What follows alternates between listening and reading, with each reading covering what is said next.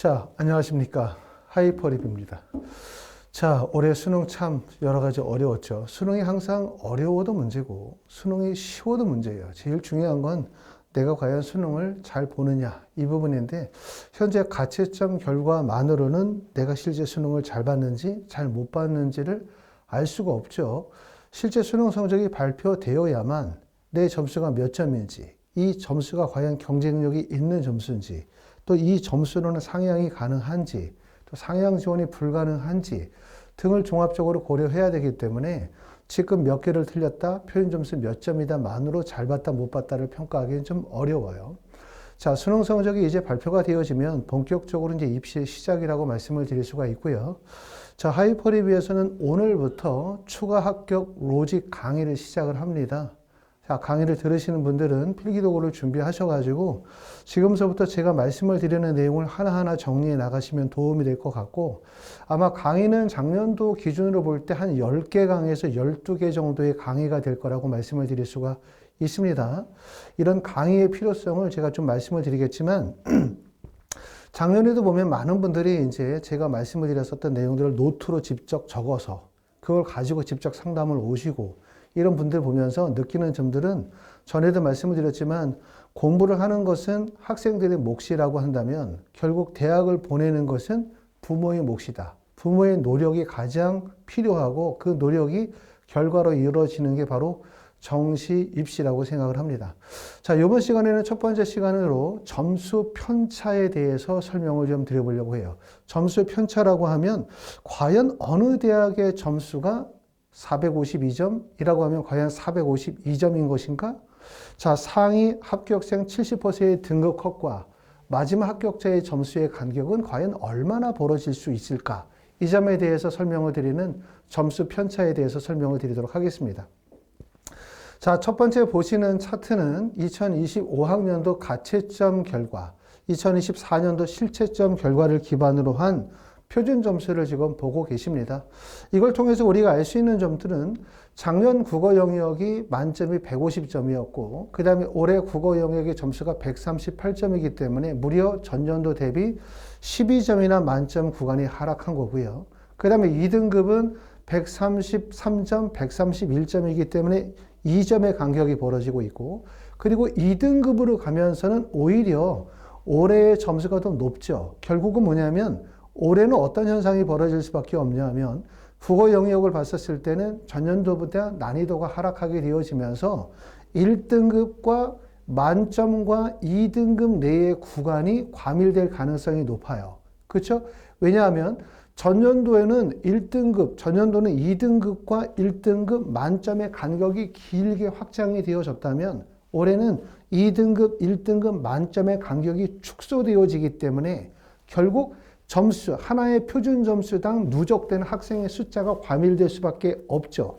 그렇기 때문에 작년도에는 특히 수능이 어려워지면서 만점 1등급, 2등급의 학생들은 비교적 수월하게 대학을 갔다면 3등급의 학생들이 되게 과밀될 수밖에 없었기 때문에 특히 3등급 인서울권의 학생들의 대학 진학이 매우 어려웠다고 말씀을 드리면, 올해는 수능이 쉬워지면서 특히 만점에서 2등급 구간이 축소되어지면서 그 구간 내 학생들이 과밀되어졌기 때문에 올해 입시에서 가장 어려운 학생들은 바로 만점 1등급, 2등급 구간이라고 말씀을 드릴 수 있어요. 근데 이 구간이 어려운 이유는 평상시에 1등급을 맞는 학생들이 실제 수능에 가면 2등급을 맞는 거고, 평상시에 만점 가까이 좋은 성적을 맞던 학생들이 수능을 보면 1등급을 맞는 구간이거든요. 그럼 이 학생들은 근본적으로 정시 지원에서 상향 지원의 의지가 매우 뚜렷해요. 상향 의지가.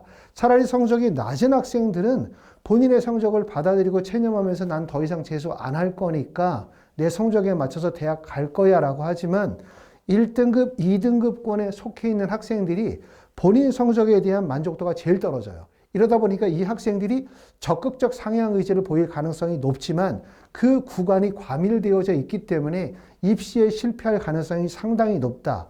이런 점들을 보실 수가 있고, 오히려 3등급권이거나 4등급권으로 가게 되면 전년도보다 대학 입시가 수월해질 가능성이 높기 때문에 올해 입시의 가장 어려운 지점은 만점부터 2등급까지의 지점이 가장 원서 지원이 어려운 지점이 될 수밖에 없을 것 같고요.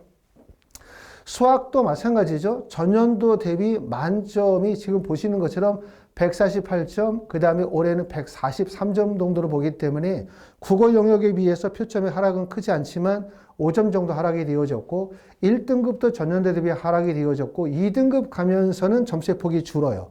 결국은 뭐냐면 수학도 마찬가지로 만점 1등급, 2등급 구간의 축소가 되어지면서 이 구간 내 학생들이 과밀될 수밖에 없고 특히 1등급, 2등급 구간 내가 가장 상향 이지가 적극적으로 보여지는 구간이기 때문에 사실상 입시에 가장 어려운 지점이 될 수밖에 없다라고 말씀을 드릴 수가 있고 작년에는 말씀을 드렸었던 것처럼 수능이 어려워지면서 사실상 상위 점수대를 맞은 학생들이 대학 입시가 수월했고 오히려 인서울권에 해당되는 3등급 지점이 원서 지원이 어려웠다면 올해는 반대로 뒤집어지는 현상들이기 때문에 이런 점들을 잘 보셔야 될 것 같습니다. 자, 지금 보시는 내용은 신문 기사 내용 중에 하나예요. 어떻게 기사가 났냐면 정시 합격성 서울대 의대 294점, 경영학과 285점 예측. 이거는 결국은 이제 원점수 기준으로 얘기를 하는 건데 제가 말씀을 드릴 수 있는 얘기는 우리는 이런 얘기를 많이 접하죠. 점수. 야, 서울대 의대 가려면 몇 점이어야 해. 서울대 경영학과 가려면 몇 점을 맞아야 돼. 국민대학교 가려면 몇 점을 맞아야 돼. 중앙대 가려면 몇 점을 맞아야 돼. 이렇게 점수를 얘기를 하는데 제가 얘기를 하는 거는 뭐냐면 이 점수라는 게 과연 하나의 점수만 존재하는 것인가에 대한 의문을 가질 필요가 있어요. 하나의 점수만 존재하는가? 자, 그 다음에 보여드리는 내용은 2024학년도 연세대학교의 정시 대학별 환산 점수입니다. 그리고 이 점수는 자, 연세대학교 실제 합격한 학생들의 70% 환산 점수를 보고 계세요. 보시는 것처럼 자, 연세대학교 치의학과에 합격한 학생의 점수가 736점이고요. 경영학과가 731.93점, 언론홍보가 728.94점, 그 다음에 문화인류학과가 724.07점이고 그 다음에 연세대학교 자연계열이 716.42점, 생명과학이 712.89점, 건축공학과가 711.08점이죠. 인문계와 자연계는 수능 영역별 반영 비율의 차이가 크기 때문에 반영 비율이 있기 때문에 인문계열의 환산 점수와 자연계열의 환산 점수를 동일하게 비교할 수는 없어요. 자, 이걸 보면서 제가 이제 여러분께 묻고자 하는 질문이 뭐냐면 첫 번째 합격자의 점수는 동일할 것인가? 무슨 말이냐면 연세대학교 경영학과가 731.94점이라면 연세대학교 경영학과에 합격한 학생들은 모두 731.93점일까? 이 질문을 제가 먼저 하고 싶어요.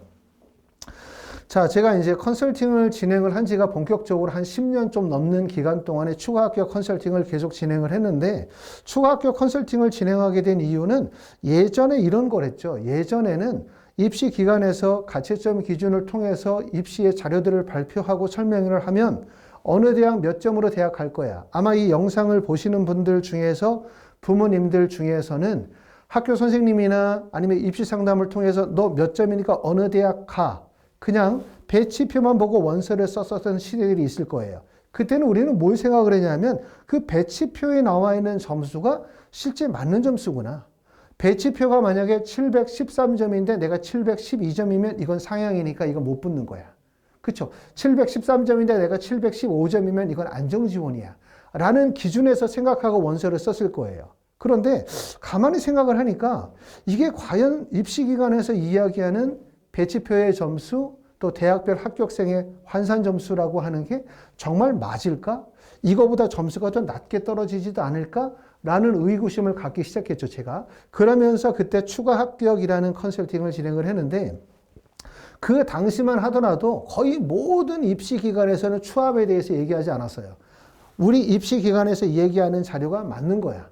우리의 입시 자료대로 원서를 쓰면 붙어. 너희들이 우리의 입시 자료를 믿어야 돼. 라고 얘기를 했는데 어느 순간부터는 이제 추가 합격에 대한 부분들이 되게 강조되어지고 있는 거죠. 하지만 많은 분들이 추가 합격이라는 것에 대한 기본적인 로직을 이해를 못해요. 단지 충원율이 높으면 추합이 될 거야.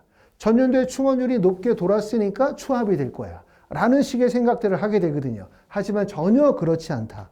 라는 부분을 꼭 말씀을 드리고 첫 번째 질문을 했었던 것에 대한 답은 내셨을 거라고 생각합니다.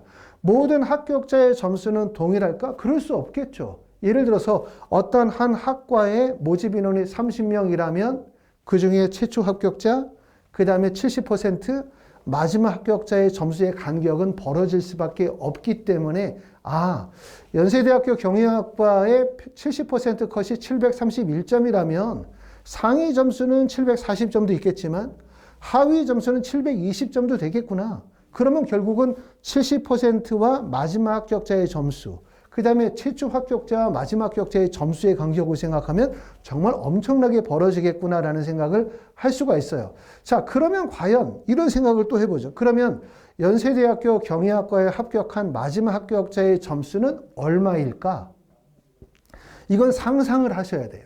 실제 만약에 대학에서 발표할 때 연세대학교 경영학과의 마지막 합격자의 점수는 이 점수입니다 라고 실제 공개한다 하더라도 그게 매년 규칙적으로 발생이 되어지지 않기 때문에 그 내용을 참고해서 원서를 쓸 수 없고, 또 내가 그 사실을 알고 원서를 쓴다면 이미 모든 분들이 그 사실을 알고 있는 거예요. 결국은 하락 지점은 더 위로 올라갈 수밖에 없고 예상했었던 지점보다 합격선이 높아질 수밖에 없기 때문에 불합격할 이유가 높아요. 자, 또 하나의 질문. 자, 지금 보시는 것처럼 많은 분들은 어떤 한 대학의 모집 단위를 볼 때 학과의 순위를 정하죠. 자, 연세대학교는 경영학과가 언론홍보학과보다 높은 학과야. 문화인류학과보다 언론홍보학과가 높은 학과지. 왜? 점수를 보니까 일반적인 인식에서도 당연히 경영학과가 문화인류학과보다 높다는 인식을 가지고 있을 뿐만 아니라 대학에서 발표한 70% 컷에도 보면 경영학과는 731.93점인데 문화인류학과는 724.07점이니까 당연히 높은 학과잖아요. 그런데 이걸 꼭 생각해 볼 필요가 있어요. 연세대학교 경영학과는 문화인류학과보다 높은 학과일까? 실제 높을까? 자, 그러면 70% 평균값은 높겠지만 최저 점수에서도 높을까? 라는 거를 생각을 해보셔야 되거든요. 그러니까 여러분들이 점수를 하게 생각할 때 항상 입시 기간에 제시하는 70% 컷만 따라가는 게 아니라 마지막 합격자의 점수가 얼마일지를 꼭 생각해야 된다고 제가 말씀을 드리고, 앞에 영상에서도 제가 설명을 드렸었던 내용은 이런 내용이에요.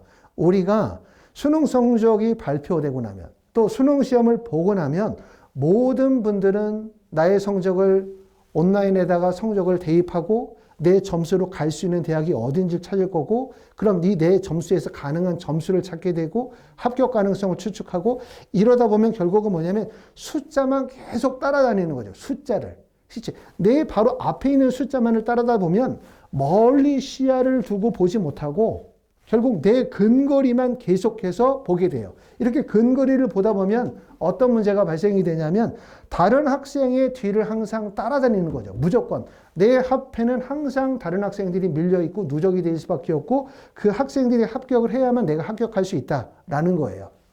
그렇기 때문에 우리가 통계나 데이터를 참고하고 원서를 쓰는 것은 당연한 거고 필수적인 일이지만 지나치게 통계나 데이터를 믿고 따라가다 보면 결국은 근시안적으로 내 바로 앞에 지점밖에 보지 못한다는 거고, 내가 합격 가능성이 있다면 다른 사람은 나보다 합격 가능성이 더 높아요. 그렇죠? 내가 합격 가능성이 70%라면 틀림없이 80%, 90%, 100%의 사람들이 그 앞에 존재할 수밖에 없기 때문에 입시를 조금 더 넓은 관점에서 보는 게 중요하다고 생각합니다. 자, 다음으로 넘어가 보면, 자, 지금 보시는 내용은 학과별 최고 평균 최저 점수를 보여주고 있어요. 자, 지금 보시는 것처럼 의예과, 컴퓨터학과, 전기정보, 재료공학과, 조경지역학과가 있죠. 자, 최고 점수를 보니까 의예과가 약 554점 정도 되고 컴퓨터나 전기정보나 재료공학과가 543점이나 542점 정도가 되고요.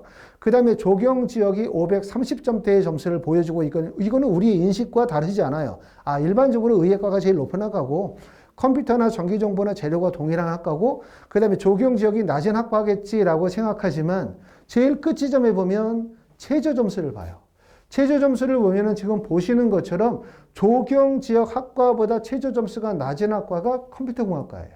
그렇죠? 결국은 뭐냐면 우리가 점수를 보고 입시기관의 데이터를 따라가다 보면 중간 지점에 있는 70% 합격생의 점수만을 보게 되어지고, 하지만 실제 마지막 합격자의 점수의 간격에서는 학과별 순위가 바뀔 수가 있고 점수의 하락폭이 크게 발생이 될 수밖에 없다는 점을 보고 계십니다. 자, 인문계 한번 보도록 하겠습니다. 인문계열도 지금 보시는 것처럼 경영, 경제, 영문, 사학, 사회학과를 보시면 지금 보시는 것처럼 경영학과의 점수가 제일 높죠. 556점 정도의 점수를 보여주고 있어요. 그런데 보시는 것처럼 일반적으로 생각할 때는 경영, 경제, 영문, 사학, 사회학과 이 정도 순위가 되지 않을까라고 생각하지만 마지막 합격자의 점수를 한번 봅시다. 마지막 합격자의 점수를 보면 경영학과 같은 경우는 최초 합격, 그 다음에 70%, 마지막 합격자의 점수의 간격이 크게 벌어지고 있음을 보이죠. 그렇죠? 평균 점수와 최저 점수 간격이 매우 크게 벌어지고 있지만 오히려 사학과 같은 경우는 평균 점수, 최고 점수, 최저 점수의 간격의 차이가 크지 않아요. 거의 545점 정도를 보여주고 있죠. 이런 것들을 읽어야 되거든요. 왜 어떤 학과의 평균 점수와 마지막 합격자의 점수의 간격은 과연 얼마나 떨어질 수 있을까? 실제 이동 가능성이 있을까? 또 점수의 하락 가능성이 있을까? 또 점수의 하락 가능성이 없을까? 어떤 학과의 원서를 썼을 때 점수의 하락폭을 크게 가져가면서 내가 합격할 수 있을까? 라고 하는 부분을 설명을 드리고 있습니다. 여기까지 설명을 드린 내용은 이 내용을 설명을 드린 거예요. 우리는 실제 합격생의 상위 70% 합격 컷을 우리의 점수라고 생각하지만 점수는 70% 성격만 있는 것이 아니라 마지막 합격자의 성적이라는 것이 존재한다. 하지만 마지막 합격자의 점수는 고정되어져 있는 값이 아니라 항상 흐름에 따라서 변동 가능성이 높다. 하지만 마지막 합격자의 점수를 이해하기 위해서는 기본적으로 모집 단위의 구조를 이해하면 기본적인 이해를 가져갈 수 있다. 이게 이제 첫 번째라는 말씀입니다. 그렇기 때문에 추가 합격 가능성을 입시기관에서 제시하는 것처럼 너 몇 점인데 추가 합격 가능성 70%야. 너 몇 점인데 추가 합격 가능성 60%야. 50%야. 이 얘기는 그냥 엉터리예요. 엉터리. 그냥 전년도 추가 합격 학생들의 성적과 추가 합격 비율을 가지고 고정값으로 준 거죠. 하지만 말씀을 드렸던 것처럼 2024년도 수능과 2025년도 수능은 완전히 다르다.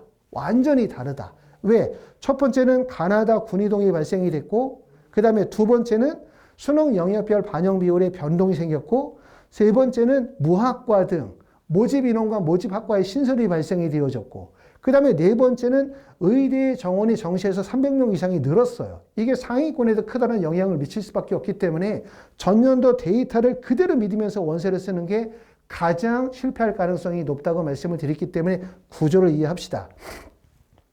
자, 다음에 보시는 내용은 자, 화공생명공학과와 건축공학과의 두 개 학과의 최고 점수, 평균 점수, 최저 점수를 보여줘요.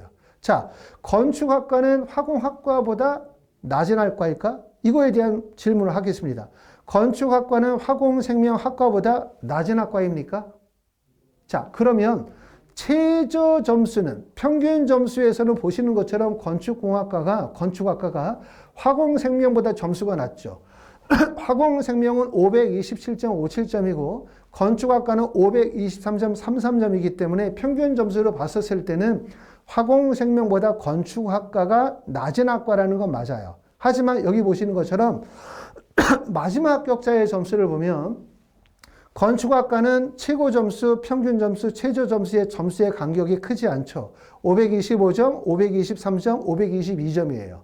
하지만 화공생명 같은 경우는 539점이 최고 점수고 평균 점수가 527점이고 최저 점수가 517점이기 때문에 평균과 최저 점수 간의 점수의 간격이 10점이나 벌어지고 마지막 최저 점수를 봤었을 때는 오히려 화공생명이 건축학과보다 더 낮은 과라는 거예요. 이런 점들을 꼭 알아두셔야 되죠. 자, 생각해보면 좀 놀랍지 않습니까? 왜냐하면 우리는 어느 대학의 어떤 과를 생각을 할 때 고정적으로 생각하는 경향이 있죠. 야, 경희학과는 일반적으로 사학과보다 높은 과야. 화공생명은 건축학과보다 높은 과지. 라고 하는 고정적인 생각을 가지고 있어요. 이거는 결국은 뭐냐면 70% 평균값을 기준으로 생각하는 기준에 불과하다는 얘기예요. 하지만 마지막 합격자의 점수는 커다란 차이가 있다. 이 마지막 학교의 점수가 뭐 1점, 2점 조금 차이 나는 게 아니라 지난 시간에 말씀을 드렸던 것처럼 연세대학교, 고려대학교, 서울대학교 이런 학교들의 마지막 합격자의 점수는 실제 연세대학교 붙는 학생의 마지막 합격자의 점수는 건국대나 동국대까지 점수가 떨어지거든요. 그러면 결국은 생각해 봐요. 연세대학교에서 밑으로 건국대나 동국대까지 떨어지면 연세대, 고려대, 서강대, 성균관대, 한양대, 중앙대 그 다음에 이화여대, 경희대까지 떨어지는 거고 그러면 건국대까지 떨어지면 결국 대학이 8개 구간까지도 하락할 수도 있다는 얘기이기 때문에 그만큼 이렇게 마지막 합격자 추합의 가능성을 이해하는 게 매우 중요하다는 점을 꼭 말씀을 드립니다. 자, 다음으로 보시고 있는 하나의 차트에서는 뭘 질문을 드리고 싶냐면 상위 학과의 최저 점수가 하위 학과의 최저 점수보다 낮아지는 이유는 뭘까? 지금 보시는 것처럼 화공생명이 527.57점이고요. 건축공학과가 523.33점이에요. 이건 70% 성적이거든요. 그런데 결론적으로 최저 점수는 화공생명이 517점, 건축학과가 523점이기 때문에 마지막 합격자의 점수는 화공생명이 건축공학과보다 더 낮죠. 이런 현상이 발생이 되어지는 이유는 뭘까? 이 점에 대해서.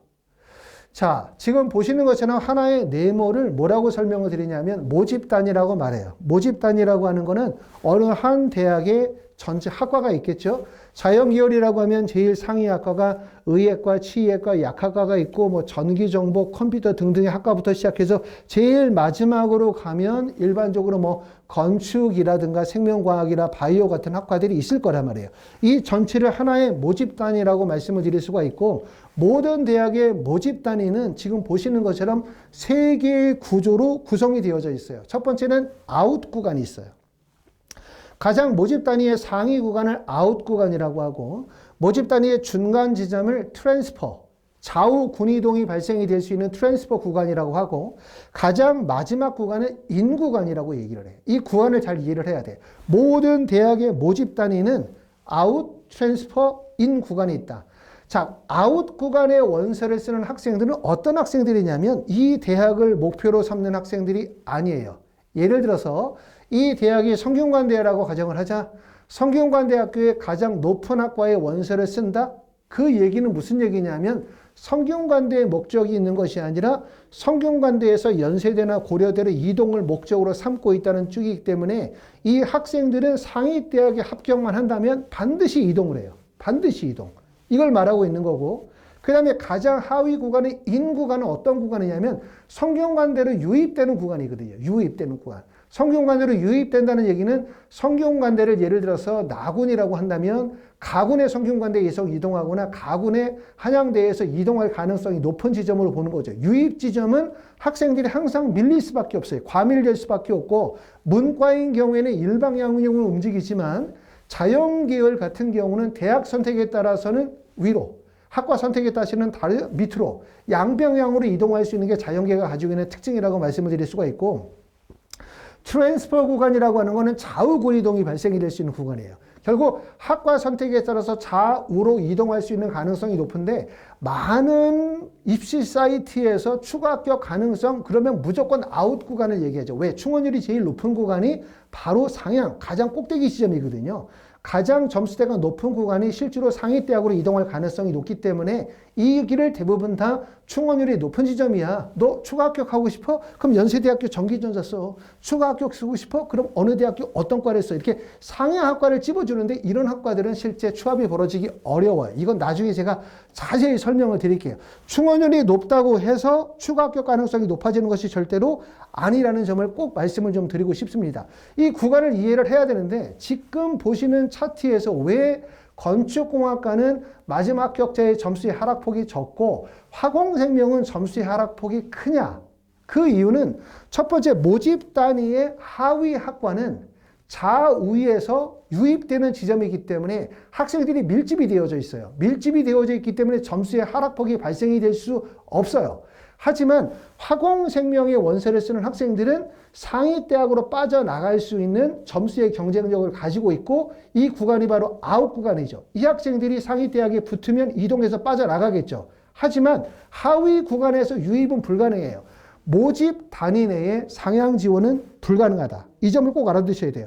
모집 단위 내에 상향 지원이 불가능하다는 뜻은 뭐지 말이냐면, 예를 들어서 연세대학교 건축공학과에 원서를 써서 합격할 수 있는 학생들이 연세대학교 화공생명에 원서를 쓸 수 있지 않을까?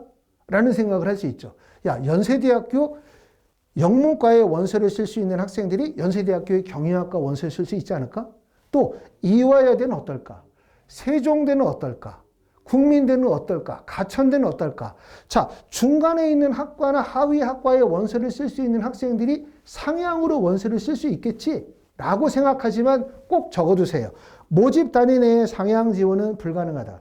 모집 단위 내에 상향 지원이 불가능한 이유는 예를 들어서 연세대학교 건축학과에 합격할 수 있는 학생이 건축학과에 원서를 쓰지 않고 화공생명에 원서를 쓰면 바로 뭐라고 씁니까? 빨간색 불합격이 뜬단 말이에요.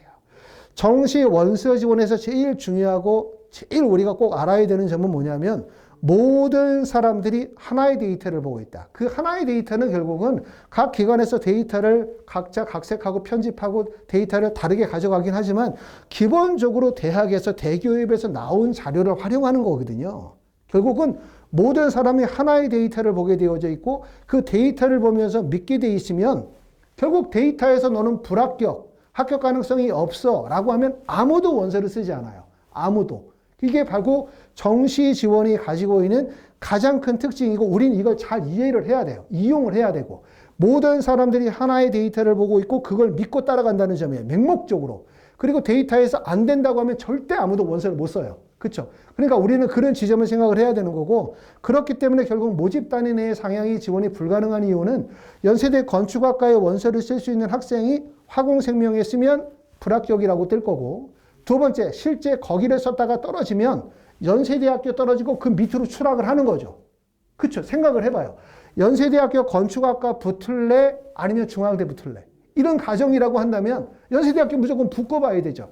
원래 가장 높은 지점에 가나다군에서 가장 높은 지점의 학과는 1차 붙자고 목적이 있는 거지 학과와 대학을 굳이 따지지 않아요. 그렇기 때문에 결국 모집 단위 내에 상향이 불가능하고 다시 말하면 화공생명에 붙은 학생들이 상위대학으로 이동을 하게 되면 모집 단위 내에 상향이 불가능하기 때문에 마지막 합격자의 점수는 하락 지점으로 떨어질 수밖에 없는 이유가 바로 여기에 있다라고 말씀을 드리고 있습니다. 자, 말씀드리는 게 다 이해가 될지 모르겠지만 차차 하나씩 설명을 드리면서 더 자세하게 설명을 드리도록 하고요. 자, 그럼 왜 모집 단위 내의 상향 지원은 불가능할까? 불가능할까? 아까 설명을 드렸었던 내용을 다시 한번 설명을 드리면 모든 대학의 모집 단위는 기본적으로 길든 짧든 간에 3개의 구간으로 구성이 되어져 있다. 아웃 구간, 트랜스퍼 구간, 인 구간이라고 말씀을 드리고 인이라고 하는 것은 유입 구간이고 트랜스퍼는 좌우 군이동이고 아웃 구간은 상향 구간에 해당이 된단 말이에요. 보시는 것처럼 건축학과는 유입 구간이기 때문에 많은 학생들이 밀집되어져요. 그러니까 우리는 이렇게 생각해요. 건축학과는 낮은 과야. 낮은 과야. 그러니까 낮으니까 점수가 낮을 거야라고 생각하지만 모집 단위의 낮은 학과는 마지막 합격자의 점수가 결코 낮아지지 않는다. 하지만 모집 단위의 상위 학과는 어떤 학과냐면 추합으로 이동 가능하고 모집 단위 내에 상향 지원이 불가능하기 때문에 점수의 하락폭이 크게 발생이 될 수 있다. 하지만 이 지점이 모든 학생들이 추합을 노리는 지점이라는 점이 제일 중요한 거예요. 그렇기 때문에 기회가 발생이 되지 않아요. 충원율이 높아도. 그렇죠? 가장 우리가 관심을 가져야 되는 구간은 트랜스퍼 구간이에요. 좌우 군이동이 발생이 될 수 있는 지점. 이 지점이 가장 핫포인트예요. 핫포인트. 추합을 노리면 바로 여길 노려야 되거든요. 추합격이라는 것은 가능성이 있는 곳에 원서를 쓰는 것이 아니라 가능성이 없는 데 원서를 써야 돼요. 왜? 가능성이 있다고 생각하면 나만 가능성이 있다고 생각하는 것이 아니라 모두가 가능성이 있다고 생각해요. 그럼 결국 가능성은 사라지죠. 가능성이 없다고 생각하면 아무도 가능성이 있다고 생각하지 않아요. 그럼 바로 그 지점에 가능성이 생긴다는 점을 알아두셔야 돼요. 그렇죠? 이렇게 말씀을 드릴 수가 있습니다. 자, 이렇게 해서 오늘은 첫 번째 시간으로 추가 합격 로직 첫 번째 점수 편차에 대해서 설명을 드렸고 말씀을 드렸던 것처럼 제가 설명을 드리는 내용을 노트를 가지고 하나하나 필기를 해보세요. 그러면서 점수를 이해하면서 데이터를 분석해 가다 보면 틀림없이 여러분들이 더 나은 대학, 여러분들이 가지고 있는 점수대보다 더 나은 대학에 추가 합격을 할 수 있는 기회가 열릴 거라고 생각합니다. 자, 여기까지 하이퍼 리뷰였었고요. 하이퍼 리뷰에서는 정식 컨설팅을 진행을 하고 있습니다. 정식 컨설팅을 예약 접수 안 하신 분들은 하이퍼 리뷰 연락 주시길 바라고요. 저희 하이퍼 리뷰에서는 저를 포함하여 김정훈 컨설턴트나 그 다음에 최민우 컨설턴트나 또는 이렇게 권영빈 컨설턴트, 또 박찬욱 컨설턴트, 여러분들의 컨설턴트들이 참여하고 계시고, 컨설팅은 1회 상담을 하는 경우 12월 15일부터 12월 30일 사이에 1회 컨설팅을 진행하는 방법과 12월 15일에서 12월 25일 사이에 1차 컨설팅을 진행하고 원서 접수 기간인 1월 1일부터 1월 3일 사이에 2차 컨설팅을 진행하는 두 개의 프로그램을 운영하고 있습니다. 자, 여기까지 하이퍼 리뷰였습니다.